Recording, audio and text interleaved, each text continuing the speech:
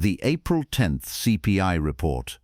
What it really means for your portfolio. 5 days from now, at exactly 8:30 in the morning, a single number is going to come out, and it's going to determine whether this already stressed market holds its footing or breaks lower. That number is the March 2026 Consumer Price Index. And this isn't just any CPI print. This is the one everyone on Wall Street has been quietly dreading, because this is the first inflation reading that may finally show us whether the tariff costs that businesses have been absorbing for the past year are now being passed directly on to you, the consumer. If that's happening, it means inflation is not going down. It means rate cuts are off the table, and it means the S&P 500, which is already sitting right on top of its 200-day moving average, could be staring down a much deeper move. Today I'm going to walk you through exactly what the April 10th CPI report means, why this one matters more than any recent inflation print, and what the technical setup looks like going into that number. Let's get into it. Let me give you the context first.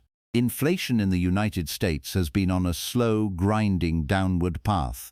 In February 2026, the most recent actual reading we have, headline CPI came in at 2.4% year-over-year. Core CPI, which strips out food and energy, was at 2.5%. Both numbers were broadly in line with forecasts. Nothing alarming, the market exhaled. But here's what changes on April 10th. The consensus on Wall Street right now is that headline CPI for March will come in at roughly plus 0.1% month-over-month. A mild reading. That would put the annual headline rate around 2.6%. But core CPI, that's the number the Fed actually watches, is expected to reaccelerate to plus 0.3% for the month, which would push the annual core rate toward 3%. That divergence, headline looking okay, core pushing higher, is the signature of what happens when tariff costs start flowing through supply chains and landing on the price tag at the store. And if that's what we see on April 10th, it changes the calculus for the Federal Reserve, for rate cuts, and for how this market is positioned. Here's what most investors don't realize. Businesses have been eating tariff costs for most of the past year. When the first major tariff round hit in 2025, companies had inventories of goods that were purchased before the tariffs kicked in. They were still selling those older goods at the older prices. As a result, the tariff impact on consumer prices was muted. According to the Yale Budget Lab, the current U.S. average effective tariff rate is 11%, the highest since 1943, and yet consumer prices haven't fully reflected that yet. Why? Because businesses absorbed approximately 80% of those tariff costs themselves in 2025. They could afford to do that temporarily because their input costs were locked in from older inventory. But that inventory is running out in 2026. As pre-tariff inventory depletes, the dynamic flips.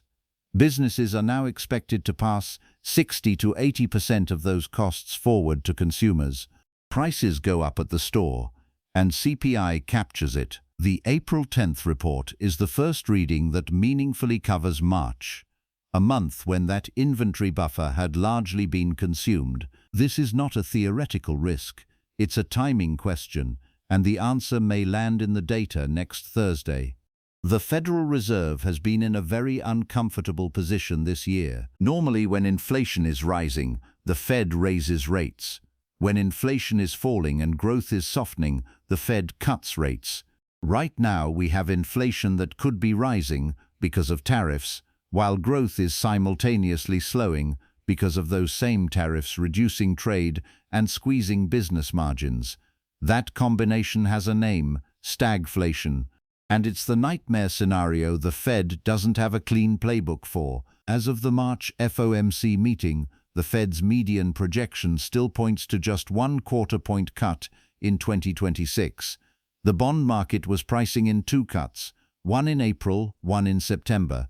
If the April 10th CPI print comes in with a core reading of 0.3% or higher, which is exactly what Wall Street is forecasting, the April cut is almost certainly off the table. And depending on the reaction in the bond market, even the September cut starts to look shaky.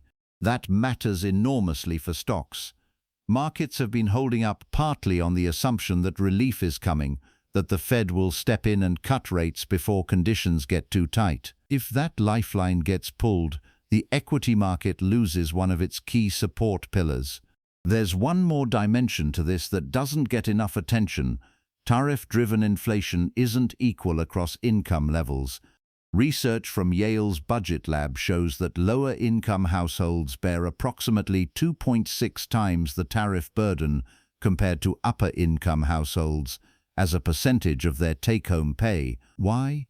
Because lower-income households spend a larger share of their income on goods, things like groceries, clothing, and household items, rather than services.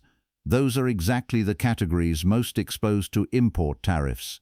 So when March CPI shows up with a hotter core number, if it does, it's not just an abstract economic statistic, it's a direct reflection of how much more expensive essentials have become for the people who can least afford it. This is why the April 10th number is not just a data release, it's a window into whether the tariff regime is starting to reshape the consumer economy.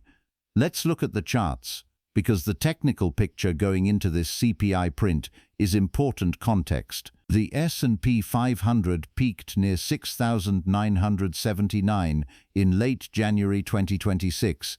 It then pulled back sharply, reaching a trough in the low 6,300 range in late March, before staging a partial rebound to around 6,575, where it sits today. That 200-day MA is the critical level to watch on April 10th.